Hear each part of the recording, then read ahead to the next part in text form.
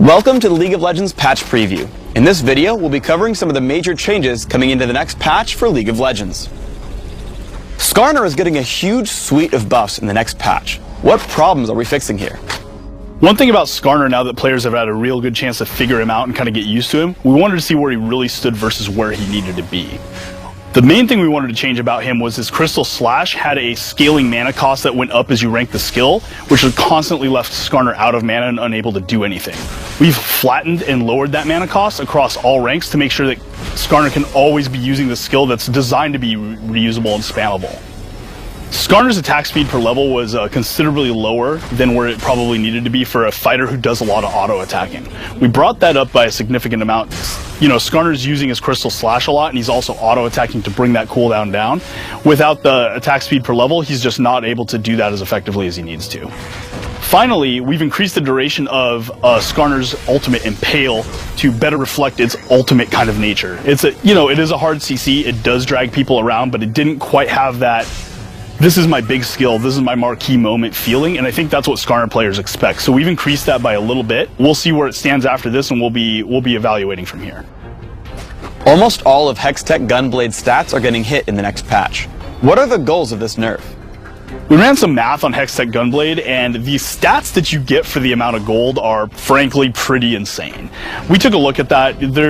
For these hybrid characters, you know, the Akalis, the Ajax, those guys that are out there, they're getting so much gold value from this single item that it just makes sense that they buy this and they go from, hey, this guy was manageable, into, holy crap, what do I do now? Instead of hitting any one thing significantly, we've tried to hit everything a little bit to make it so Gunblade still feels like the item that people are buying that they have fun with, but it's not quite as powerful.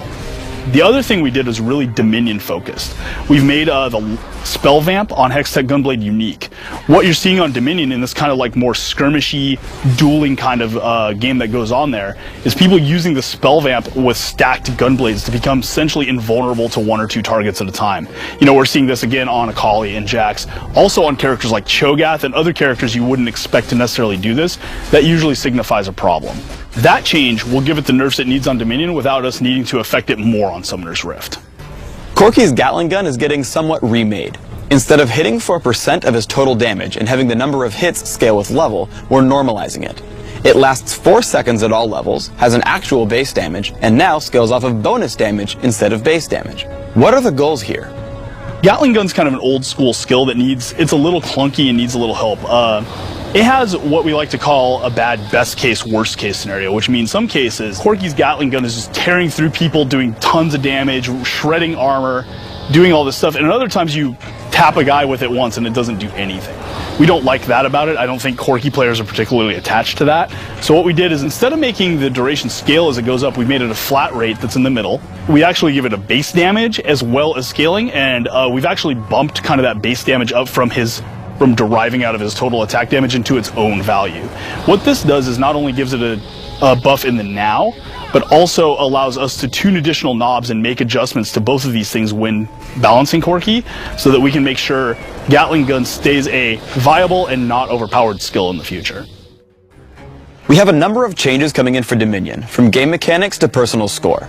What can players expect in the coming update? We do have some Dominion-specific changes. You know, a lot of people have had a chance to play Dominion, get their impressions about it. Everybody does have their favorite strategies they're starting to fall into now. While we do want to let the metagame settle, because we think players will find a lot of things to counter things they may think are too strong now, there are some adjustments we want to do in the short term that we know are problems and that we can address immediately. One new system we introduced to Dominion was the idea of personal score. The old kind of kill-death assist ratio thing wasn't a good indicator of who was doing well on Dominion and who was doing poorly. We think players really enjoy being able to measure themselves up against the other players in the game.